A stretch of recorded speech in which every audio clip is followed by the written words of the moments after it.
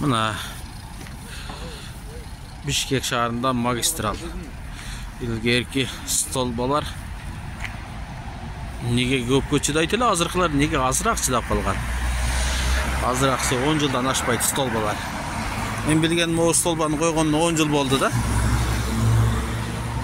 Мына акыбалын карагыла. Укаланып бул эртең бирөөнү жыгылып басып түшкөндө анан кийин ишти баштайт биздин мэрия. Азыр алдын ала иш кылбайт. Мына койгон жолдогу порсункалары мындай укаланып жатат. Бул көпүрөдө болгон, бирок мунун тротуары жок. Анан мондойунан өтө турган жол жок, бирок пешеходдун знагын чийип койгон. Бишкек шаарынын кызматкерлери иштегендер ушундай. Бул жердин уклонун карасаңар, силерге азыр көргөзөм. Бул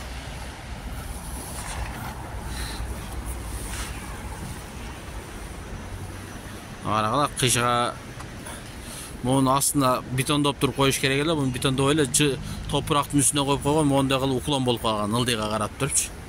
Мына бул жерлердин бардыгы уклон болуп калган. Бул жерде караган эч ким жок. Бишкек шаарынын мэр кызматкерлери. Мына тепкичтери ушаланып түшүп калган.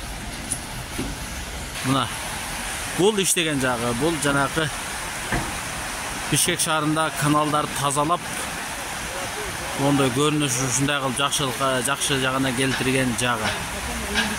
Күнүн эле өзү негизи могул ылдый жагы да моундай болчу. Моундай болуп, моундай теректер өсүп, моундай болуп токай болуп кеткен эле да. Бирок буну азыр бул наркы бетин тазалап койду.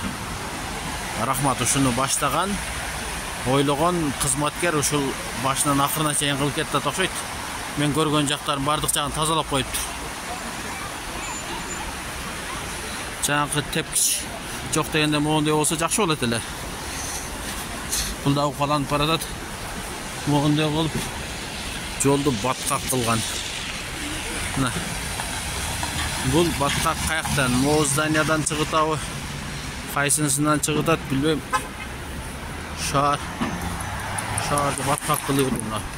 Ал жерлер кургак болот, кайсы жагынан баткак болот, баткак кылып бүттү.